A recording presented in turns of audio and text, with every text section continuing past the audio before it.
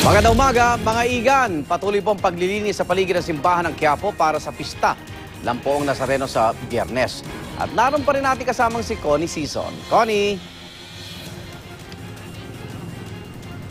Yes, Igan, puspusan nga ang paghahanda pa rin ng Department of Public Safety ng Manila City Government. 3 araw bago ang pista ng Poong Nazareno.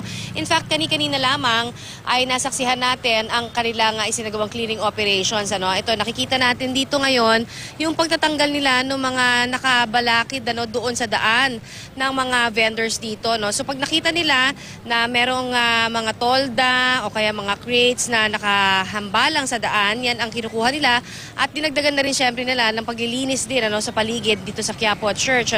So ito yung mga nakikita natin kanina na talagang buong araw niya naglilibot at pinagsasabihan, nire-remind yung ating mga vendors dito sa area na tanggalin yung mga hindi dapat na nasa harang sa daan para nang sa gayon ay maging disiplinado nga at maayos ang dadaanan ng lahat ng makakapunta nga dito sa Biyernes para sa pista ng Poong Nazareno.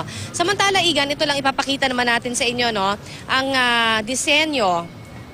Ito yung disenyo na ipinalabas naman sa website ng Quiapo Church. Ito yung official design ng t-shirt na ibibenta naman para sa pagdating nitong si Pope Francis. At gayon din nakita natin na merong larawan nga ito ng Santo Papa at ng Poong Nazareno. Ito yung official design na makikita mismo sa mga t-shirt na iimprenta ng Quiapo Church at ng mga magtitinda naman dito.